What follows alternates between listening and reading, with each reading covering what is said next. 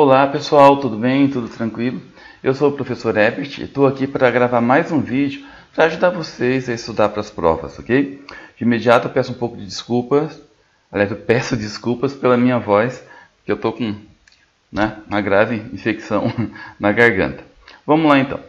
Hoje o nosso assunto é o continente asiático, a Ásia como um continente populoso e povoado. Nós vamos falar sobre a demografia, população asiática, sobre as várias formas de cultura que tem na Ásia, os aspectos econômicos relacionados à população. Bom, primeiramente nós vamos começar falando da população absoluta e da população relativa. Se vocês observarem bem, aqui nós temos alguns países, né?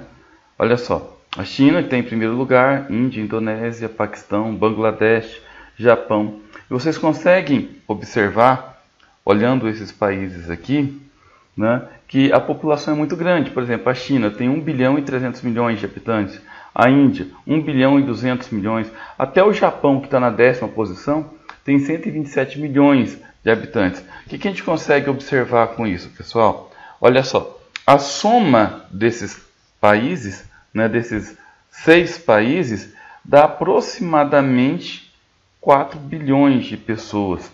É gente pra caramba. Isso é mais da metade da população mundial.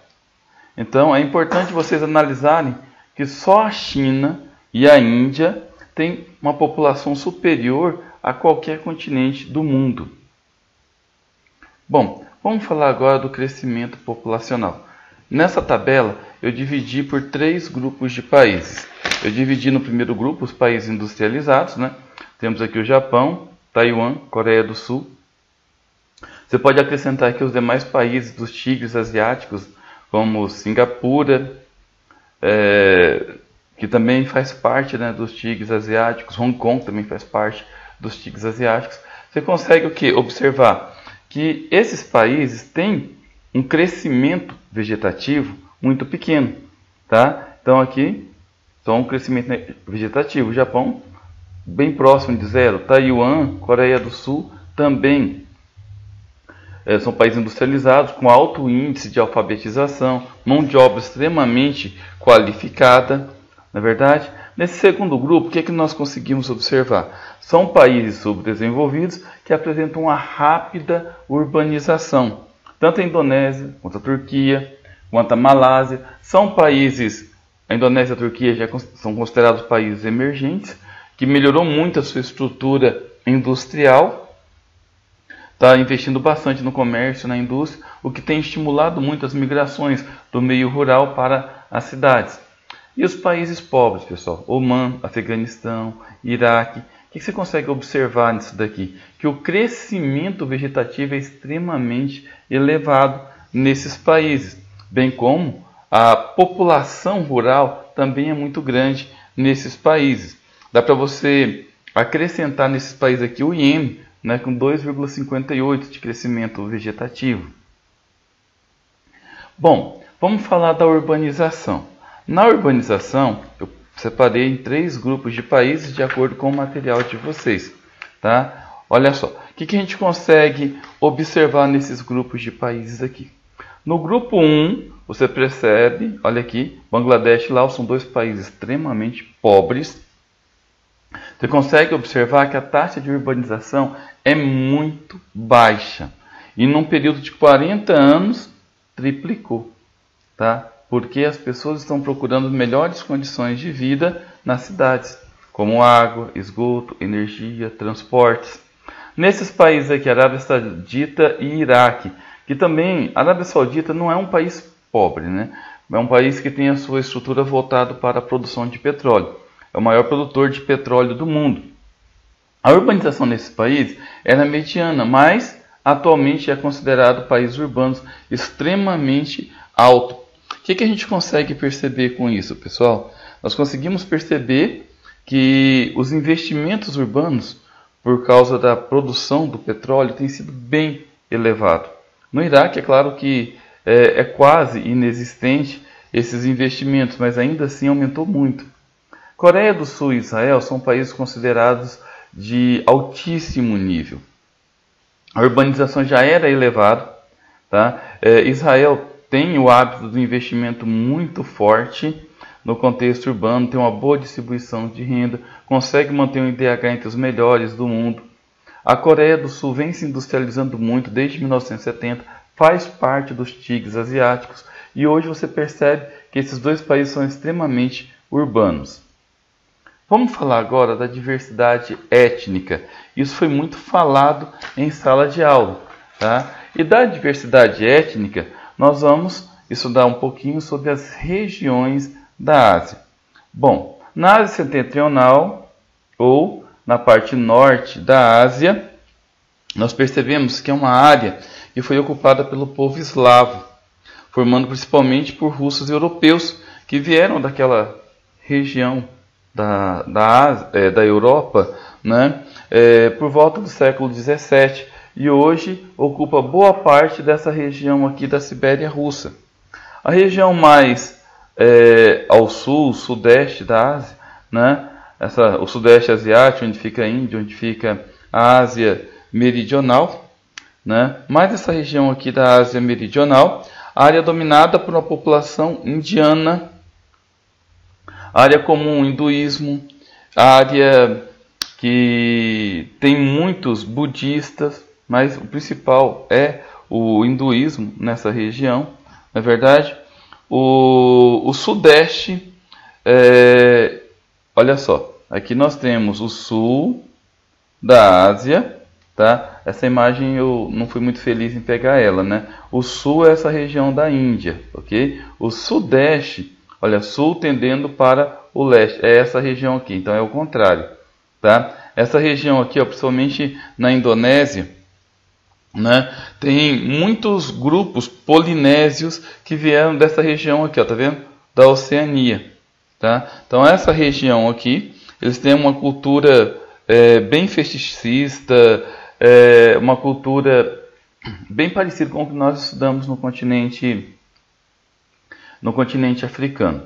Essa região aqui conhecida como Oriente Médio, ó, o Oriente Médio, ele pega desde o Paquistão, toda essa região aqui, tá? Bom, essa região aqui, que também é conhecida como Oeste da Ásia, é uma área dominada por grupos semistas que se expandiram rapidamente, muito comum a cultura árabe, que é majoritariamente na região, e a religião islâmica, que é muito forte. Vamos falar um pouquinho sobre as religiões. Bom, nós temos algumas religiões que são características na Ásia. O cristianismo ortodoxo é uma das vertentes do cristianismo, né? E o cristianismo ortodoxo é muito comum na Rússia. O hinduísmo muito comum na Índia. A propósito, é a religião base da Índia. E lá eles têm uma religião politeísta que cultuam vários tipos de deuses. O budismo muito comum na China e no Japão.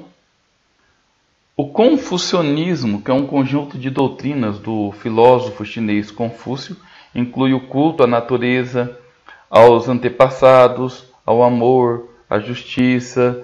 É uma religião mais filosófica.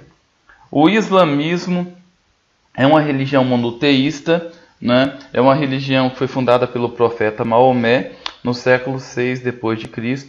e é a base da religião em toda a região árabe.